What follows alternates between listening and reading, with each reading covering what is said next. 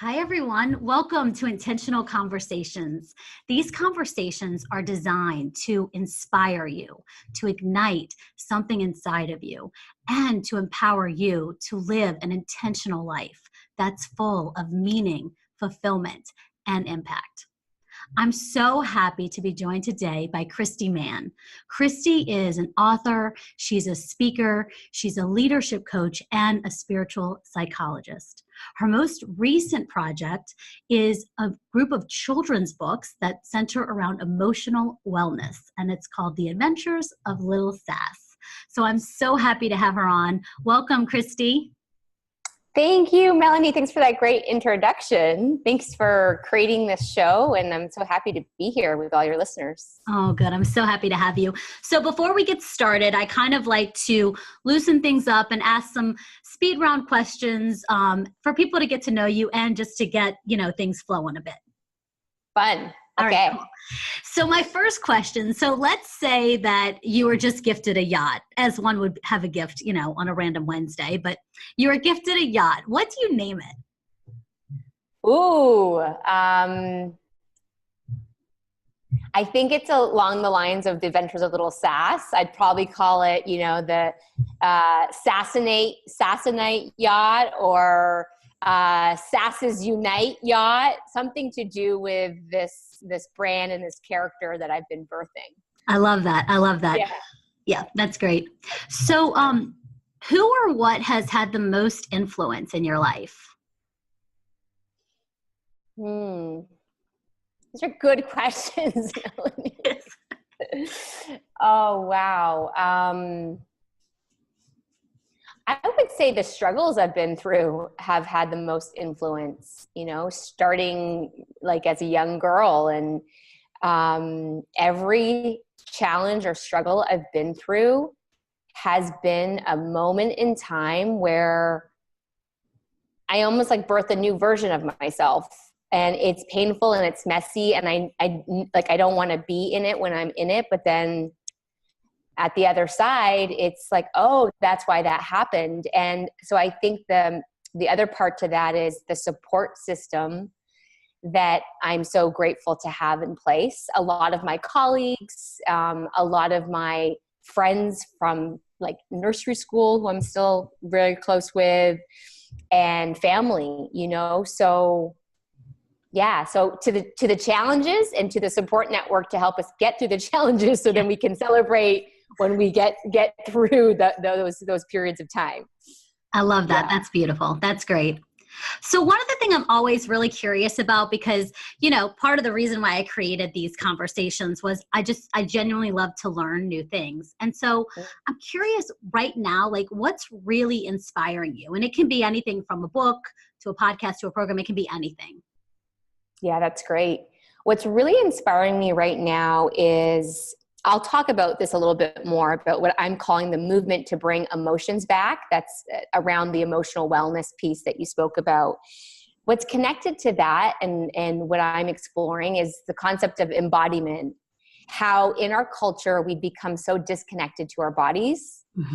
And so I've been exploring different like somatic methodologies. I've been doing a lot of dance, and I've been trying to more consciously connect to my body, because I'm very aware that for most of my life, I have been a head that is moving the body around. And I think that's actually caused me a lot more suffering and pain. And I think our culture is in a lot more suffering and pain because we've disconnected from our bodies. So that's something that's really interesting me, inspiring me. I'm reading an amazing book right now about it. I have a lot of friends that are somatic therapists, so I'm just like picking their brains, and yeah, that's the thing I'm into right now. I love that. I'm so on board with everything you just said. I'm curious, do you know the name of the book? Yeah, the book is called Radical Wholeness.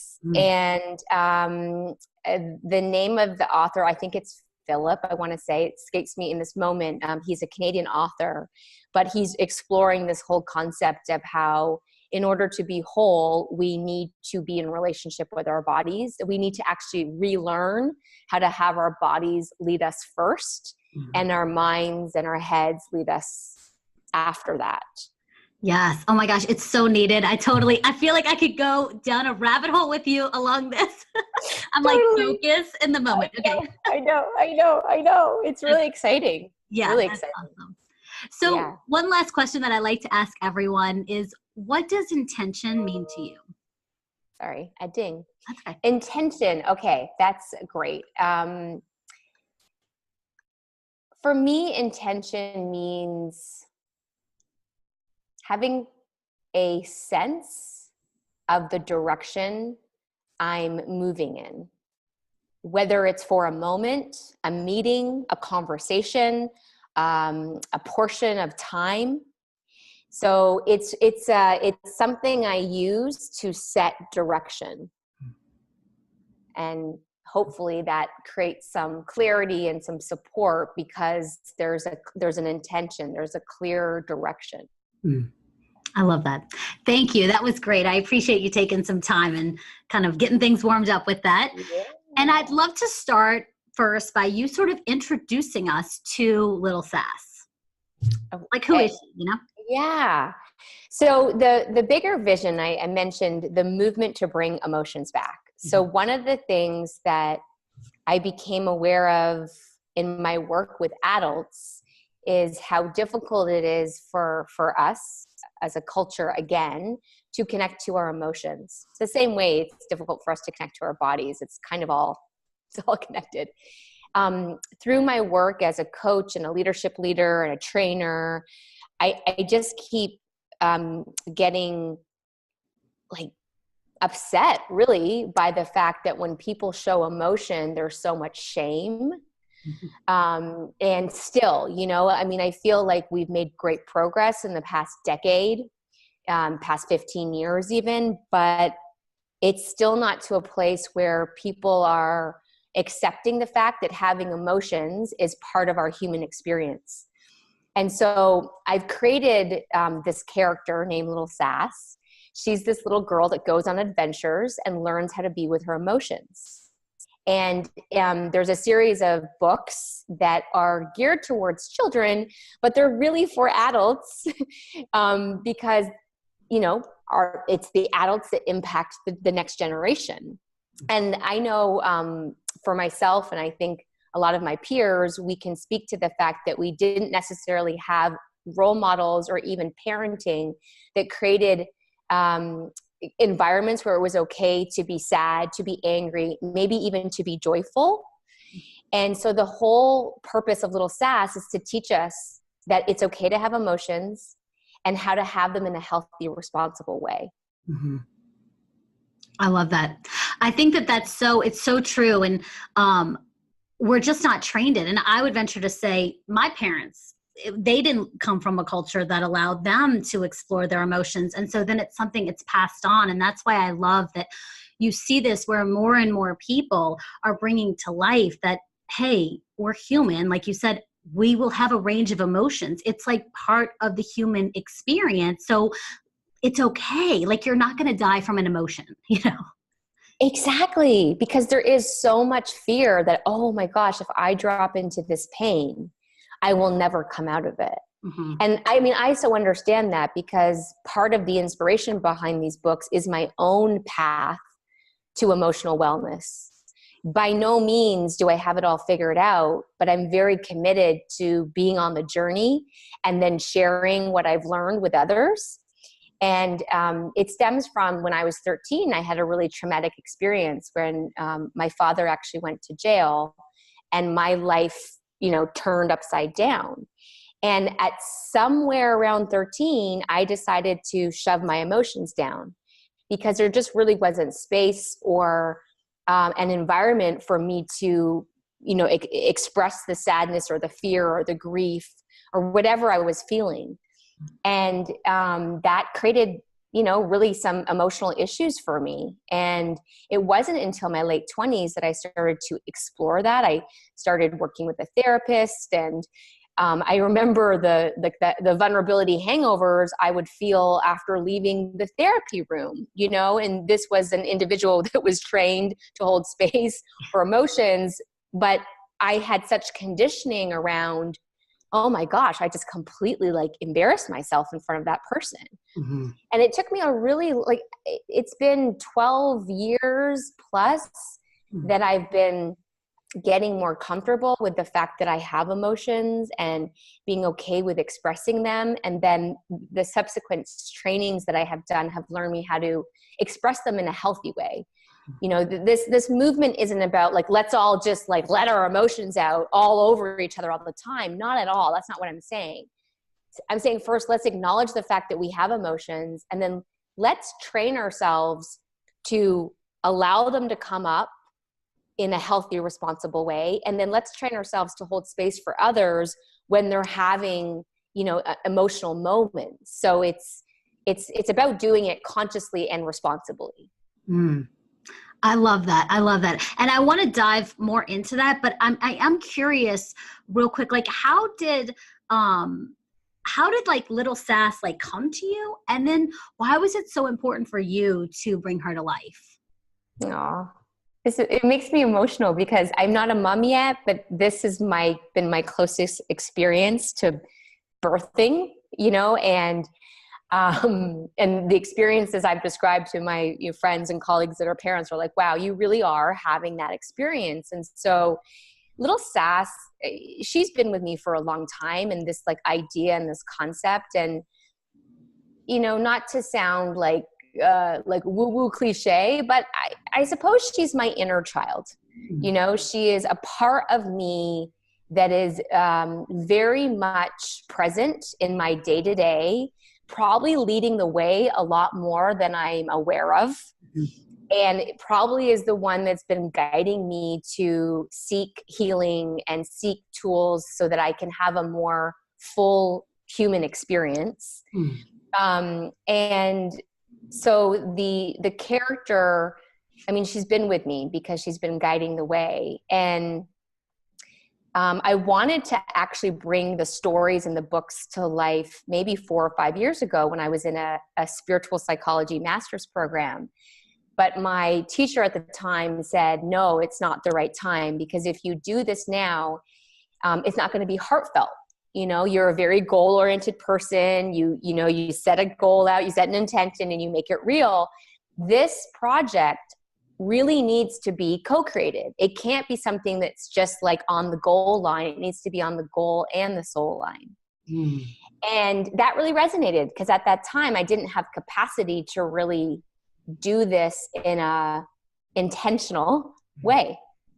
And so it was, when it was time, I had a friend come into my life who was a toy maker, and I was telling him about this concept and this idea. And it was probably 3 years after that conversation with the teacher.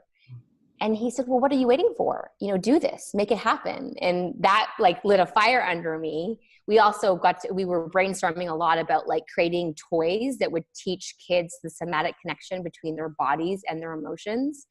So, you know, it was like really getting all the juices like filled about the bigger vision, like what's possible. Because the books are really just a first step. I'm trying to create a conversation, a movement. And I want there to be many different ways for people to interact with this idea. So I decided to then birth her around that time. And it was 18 months from the time I sat down and wrote the books to the time I self-published. You know, and there was a whole big journey, messy, amazing, crazy journey in between. And now we're about September, October, November, December, Jan, Feb.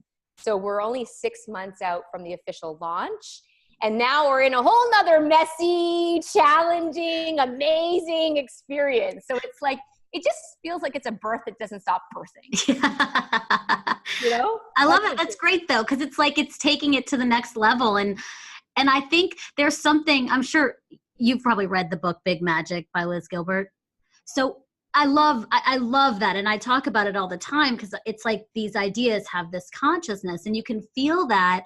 And Lil Sass happens to be like this little person, but it's almost like it's cool because she's like dictating. It's like, okay, here's the launch. Okay, let's do it again. Like it's so cool that you're like honoring that and listening to that and going with it, you know? Thanks for acknowledging that. Mhm. Yeah, that's been a big part of my lesson as the mama or the creator, is that it is a co-creation. And this is as much as my own personal development journey as it is where I'm trying to share tools for others. And so I'm really working to be vulnerable and vocal on social media about the fact that, oh yeah, great, these pictures all look so great, like we have it all together, but then it's like, no, we don't. Like I don't know what's really going on. I'm not sure if it's working, but but there's this like intuition that I keep following, and Lil Sass is guiding me to, okay, well, slow down, listen, get some feedback, talk to people, don't power through it, don't keep this on the goal line, connect to the soul line. And so, yeah, I'm in the hero's journey, as I know that's part of the intention of the show, right? Yeah. So, No, and I love that. And I think that that's so, you can translate that to anything. Like I know for me, with myself included, with clients, with other people, it's like once things start to get messy, we stop. And so I love hearing you say that, because then it's like what you teach is all around this emotional wellness. And so then it's like, it's okay for things to be messy and not be perfect. The idea is to keep going forward, listening, but keep moving forward, like, and honoring that and just being with it. Like, it's not going to be perfect all the time. Like anybody that tells you it is, like, you need to go in the other direction. Other direction. Yeah. Yes. It's not going to be perfect all the time. It's not going to be fun. There's so many moments of self-doubt and what am I doing? And I think to your original question about what is something I'm excited about right now, and I spoke about embodiment, I think that's actually also about rest. There's, and this is something this is teaching me is, as leaders in this day and age, we can't keep powering through. We can't do it the way we've always done it. And I'm a leader who has been, had a level of success because I can just like hammer it out and I can drive things home, and it's not working for me anymore. So this project, this movement is teaching me that rest is an important part of the recipe for success. It's like, and those who like practice yoga, it's like Shavasana is when your body gets the message that you just did all that beautiful work. And it's the same thing for our creative projects, our businesses. We need to stop and just be and listen and rest. So it is so hard. It's so easier said than done. Again, so much conditioning around doing and just pushing through, but I'm really trying to shift my patterns and behaviors. I love that. This is like a great therapy session too, Melanie. Thank you.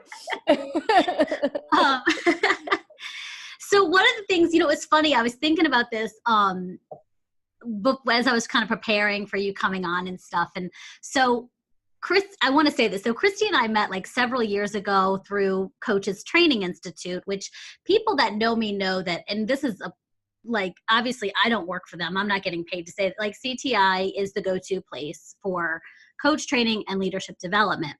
Well, that's where Christie and I met. You're a front of the room leader. You train the coaches, right?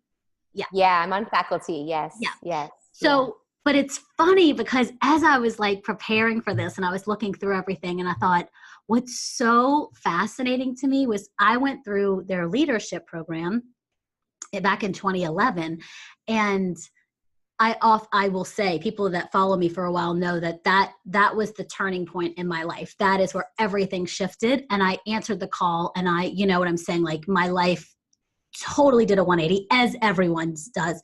I highly recommend researching, go do the leadership or the CLE program. It will change your life. Like that's just the truth. It is the truth. Yeah. But one of the things, what was funny to me is that I went to the leadership program and I was like, okay, I'm going to get really clear on my purpose, and it was all about my purpose. And one of the leaders who is one of the founders of CTI, he said to me, you didn't come here for a purpose. You actually came here to feel emotion and to get in touch with emotion. And it's true, because I think, I was raised, going back to kind of what you said earlier, I was raised, as so many of us were, you have two emotions, happy and sad. And you do everything you can to get to happy, and you avoid sad at all costs. Totally. Right? Yep. And so it was funny because one of the assistants in the program, I'll never forget, it was after one of the retreats, she literally brought me over. It was like an 8.5 by 11 paper, and it was a list of all these emotions. And I'm like, oh my God, there's so many emotions. I had no idea. Right. So anyway, so I just think I love that moment of like, it kind of came full circle a bit. So I'd love for you to share a bit, why is it essential for all of us, adults and children, but specifically adults, because I agree with what you're saying. The adults are really who are guiding the children. Why is it essential for us to have that emotional wellness? Yeah, it's essential because when we suppress emotion, we create dis-ease in our bodies and dis-ease in our minds. You can track a lot of the diseases we're facing in our culture, cancer, high blood pressure, cardiovascular issues, inflammation. You can track these back to trapped emotion in our bodies. The same with mental health. You know, people who are suffering from sleep deprivation, insomnia, anxiety, depression.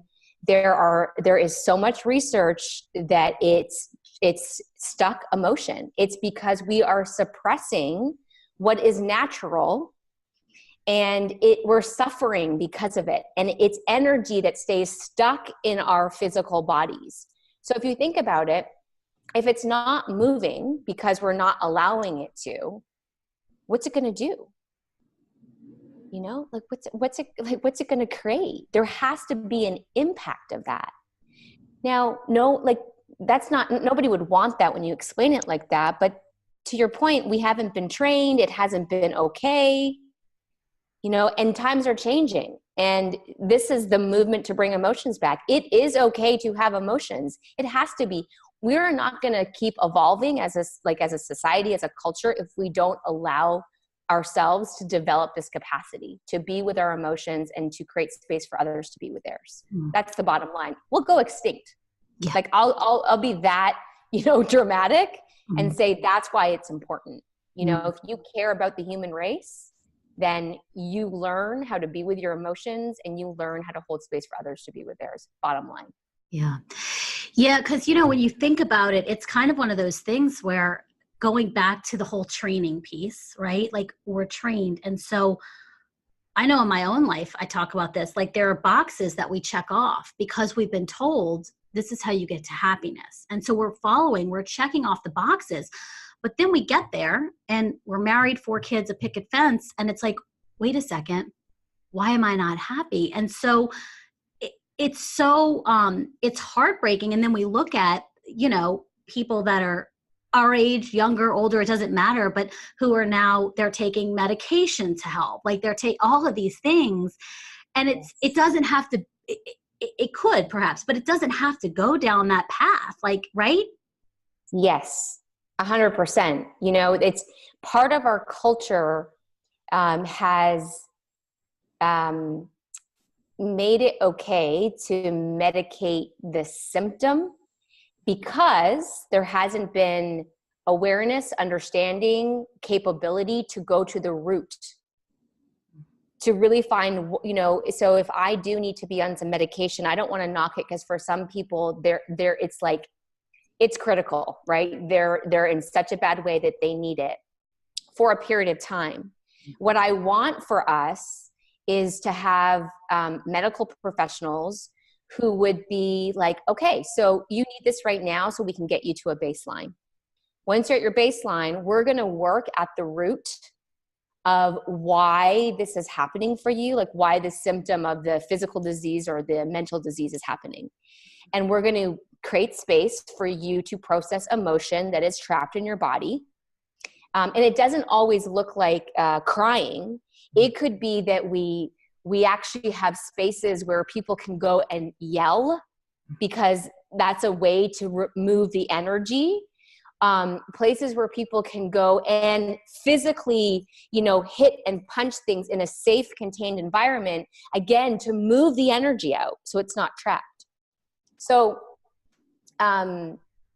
what's happened in our culture is that we're moving so quickly. We just want to get to that happy place. So we're going to take our medication, and we're not being guided by professionals consistently to say, this is a temporary solution.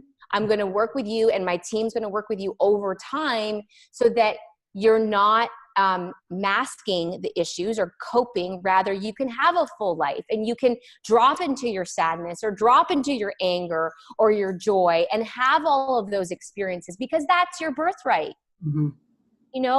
We didn't actually sign up for this to just stay in between here, and happiness, what the frig is that anyhow? That's another myth. That's another thing that screwed us up psychologically. I really believe so, because happiness, I think, actually is having the full range of the human experience, but it's never been defined that way. It's about like, oh, I'm always good and things, yeah, I'm in a flow, and it's not natural to be in a flow all the time. Yes, we're going to work towards it, but nature isn't in a flow all the time. And, we're a part of that. So we've disconnected from all of that as well. Mm-hmm. Yeah. Don't get me going. I'm just getting on a soapbox this morning. Oh my God, I love it so much. I'm like, oh my gosh, there's so much here. There's so much. I know. I'm like, I just want to get a million Sassanites creating this conversation. I really want to scale this project and this vision so that more people are having this conversation in their homes, in their schools, in their businesses, in the institutions. I want to shift our entire culture around this conversation. Mm-hmm. Yeah. And so then why do you feel like you started with the children's books? I have no idea. I think that's what came to me first. And I also think it was an intuition, it wasn't I didn't sit down and write a marketing plan. I really took the guidance of that teacher 5 years ago who said, this has to come through you, not of you. And so I couldn't tell you why I'm doing a lot of the things I'm doing, because I'm being guided for sure. I know part of it was what I've learned in working with adults is that when it comes to the children in their lives, they will do anything. Mm-hmm. If their children is suffering, having struggles with their emotions, then parents will do whatever it takes to help the kids in their lives. Mm-hmm. So part of me was this is my stealth way. And I said this already, but go through the kids to get to the adults. Mm-hmm. And then what I will tell you is that I get more feedback from adults liking the book, saying, I need this. Mm-hmm. Oh my gosh, I didn't realize that I project onto my kid, don't be sad, be happy. Mommy can't handle when you're sad. Or if they're angry, I might say, wait, don't be angry. Good boys, good girls aren't angry. Mm-hmm. So I'm having a lot of adults reach out and saying, my gosh, this is making me a better parent. Yes. So I think it was part of that. It was a way I felt I could kind of connect to the adults. But I'm, like I said, 6 months from the launch, and I'm feeling like I actually need a new approach. The books, we're going to continue to talk about them, spread them, but I'm thinking I need to actually get into conversation with the adults around this, because that's who's actually giving me the feedback, not the kids. Mm-hmm. Yeah. And I agree with what you're saying. And that was one of my questions is I think kids are it's almost easier to influence a child. Whereas if we talk about an adult, we have our whole life of programming and conditioning and all these things. So it's a little bit harder to open up to a new way. Right. And I think that's the thing. It's to me, what I see is the first step. I've had people so when I went through the leadership program, and one of the times, it literally, it shifted everything for me, and I didn't know what was happening. I was crying. And if you were to talk to anyone who's known me my whole life, I've always been really upbeat, really happy. So what would happen is if I'm a little sad, especially because, and I'll take responsibility for this, I sort of project out that like, I can handle you. I can coach you. I'm the leader. I've got this. And so because I've positioned myself as that for so often, that people would be like, they would freak out. And so I had someone very close to me during the leadership program, and I really wanted to open up to them and say what I was feeling. And they basically said, I can't do this. This is not working for me. And it was a great thing, because it was like, you know what? Like that person wasn't able to, they just weren't able because they weren't trained in it. And so I started shifting. And so then it was like, and it's fine. But I think having where the adults, or at least the first step, is learning to hold when someone else is in front of me and they are like, life is hopeless. I don't know what to do. Instead of cheerleading it and like fixing it, it's like, hold in that, like hold with it, right? Yep. That's brilliant, Melanie. And that's why, you know, perhaps the person you just spoke of, and this has happened to all of us, some people, they can't be with another's emotion because they can't be with their own. Mm-hmm. And they haven't had the training like, you know, coaches have, to hold.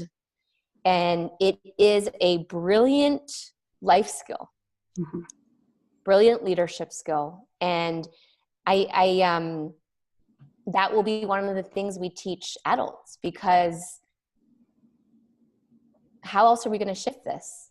You know, if they can't hold. One, let's get more comfortable with our own emotions. So let's make friends with anger. Let's make friends with sadness, overwhelm, jealousy, you know, the list goes on and on. Joy. I mean, I also want to really point out that some people cannot be with joy, mm-hmm. you know, and what we coin as positive emotions. I want to get away from like coining them negative or positive. For me, they're just all emotions. It's the range. But first step will be, let's get friendly with our emotions. Second step will be, let's learn how to hold for ourselves and others. I love that. Yeah, no, that's great. I am curious. I'd love to get your sense on this. I'm very passionate about, and it's funny how I've had someone I talked to last week, she's created this program for children. Like, so it's curious to me that a lot of people are coming into my awareness I don't have kids, but who are doing this work targeted for children. And I genuinely believe, I think that it is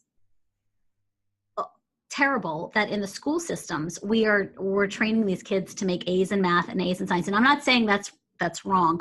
However, I do believe to have a whole human being, there has to be this level of emotional intelligence, emotional wellness.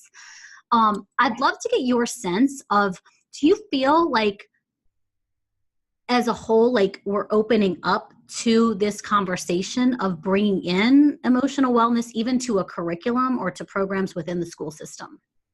Yeah, I do. The audience that's reached out to me the most has been teachers. So whether it's a teacher just saying, you know, I'm reading the books to my class, or teachers reaching out saying, I'd like to find a way to get this as a curriculum. So there's been a lot of requests for curriculum. So that's, you know, something I'm looking at and considering. We'll see what Lil Sass has to say about that. I know that in some states and then in some parts of Canada, there are school districts that have brought in mindfulness, mm-hmm. and meditation has become part of the daily ritual in the school. So I do think that there's a shift happening. It's not widespread yet. There's still a lot of work to be done to create awareness about these natural ways and practices that allow us to have more emotional wellness. So, you know, that's why we just got to keep going. Mm-hmm. It's a start and we've got a long way to go. That's the kind of bottom line. Yeah. And I want to also say, I love that on the website, there's actually, and it feels like, I think you said this, that the book is sort of like opening up like to what's possible. Right. And then on the website, you've got, I think it's called like a discussion guide. And so it's Yeah. So can you speak Yes. I assume that's to get the conversation started. Exactly. You got it.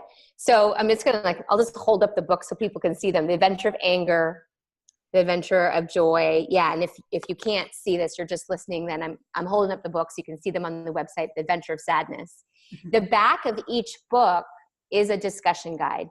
And the discussion guide is for the adult and the children to talk about that particular emotion and really explore how they are in relationship with anger, sadness, or joy. And what we've done is taken out those discussion guides and then offered them as freebies on www.lilsass, which is LILSASS.com, lilsass.com. You can download them there.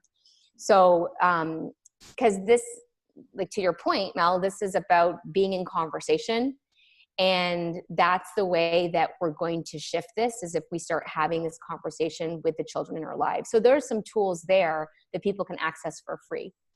Yeah. And I love that you said that, because going back to how you started, the shame around it, it's like the fastest way to overcome that shame or the unknown is to talk about something and to bring it to life. And then it makes it not so scary. It really goes hand in hand with holding the space for someone. And I don't think you have to be a coach or trained to hold space. It's literally I think it's about the person on the other end not being afraid of the emotion, and then you will frequency that out to the other person. It's okay. It doesn't have to be, there's no technique to it. At least there's no technique to it. It's just saying, I'm okay with this. This is where they are, and I'm going to be with them, 100%. It's really about just being able to be with people and not judging what's going on, right? Because I think that's what we mean by hold. It's almost like create a neutral space where I'm not trying to fix anything or take that person anywhere. I'm really a container for them to, whatever's going on for them to kind of be in it. And there's a character in the book named Mrs. Moo, who is inspired by a real person in my life. So her name was Moo, M-O-O. That was her nickname. And she was a close family friend who I went to over the years to get support, because I was really struggling in my teenage years. And I mean, my 20s, even in my 30s. So she was like a mentor and a person that I would go to. And she's not a trained, unfortunately, we lost her last year to cancer. But she was not a trained therapist, but boy, did she know how to hold space. And I think that was where I first really felt safe and held, and it was okay to be sad or angry. And it's one of the reasons why I wanted to honor her in these books, because there's a lot of people out there who have this ability that, like you said, aren't therapists or coaches. They just are good humans who know how to be present to somebody despite what's going on with that other person. And that's really, at the end of the day, what we mean by hold. Mm-hmm. Yeah, I love that. And I think it's such a blessing, right, to have those people in our lives. I have someone similar who, her name was Miss Minnie, and she was like a surrogate grandmother to me. And she was the first person, and for a very long time, who was able to, she sort of met me where I was. She reflected to me what was possible. There was no judgment. It was such a beautiful experience and a rewrite. And there's nothing, I'm not saying anything, for my parents, but they weren't trained, so it's so having someone who can sort of open things up for you, like you had in Moo, and then I had in Minnie, and hopefully these book series, it can start to inspire the conversation and open that up as well. You got it. And it sounds like there's a new book series, Minnie and Moo. Oh. Minnie and Moo and how to hold space. Nice. Yeah, I love it. That's great. So, okay. So I'm trying to think if I had another question. Yeah. So I'm curious how it's being received. Are you feeling the momentum from it? What's happening in terms of where people started and now how it's landing for them and what's happening in their lives, if you know? Yeah. So I think I kind of referenced, so we're about 6 months out from the official launch. And if folks on the phone know like the hero's journey, like I'm in a dip as the what we call like the leader in front on this vision, holding this vision. And I feel like I'm coming out of the dip. And what I mean by the dip is I got to a place where I realized I was hustling a lot, and I was schlepping books to libraries, and, you know, a few people would show up, and, trying to keep the conversation going on social media. And, you know, it wasn't converting into book sales. Now, mind you, I have many colleagues who have written books, and nobody ever writes a book to earn a living. A book is part of a bigger conversation. And like I've said before, that was always my vision, that this was just one part of it. So I think where I'm at is I'm realizing that I'm actually, that before was more information others had given me, and now I've had my own experience of that. And so I've been resting. I've been sitting with it. I have been asking for feedback. The feedback has been amazing. Like what I've said around adults saying, this is helping me so much be a better parent or a better teacher. Also feedback around a desire for me as the creator of this to be in more conversation with adults about it. Mm-hmm. So we're going to look at, when I say we, I have an amazing marketing partner who I could not do this without her. Her name's Christie. We're going to look at me actually getting in greater conversation with adults. So I appreciate like coming on a show like this, because this is a way to do that. Because the strategy I was on is not sustainable. Mm-hmm. So we need to shift. So overall, great feedback, both positive and constructive, as ways to keep the vision going, but to shift it, because some things just weren't working. Yeah, I love that. And I think that's kind of what we talked about. You're listening and you're seeing, okay, what's needed now. And it's the adult, it's people, it's your tribe of people sort of helping you to implement this and to change things. So I love that. I think that's amazing. You got it. That's great. So, okay. So I'm going to link to the website. Where are you like most active on social media? Like where would you want them to most connect with you? Great.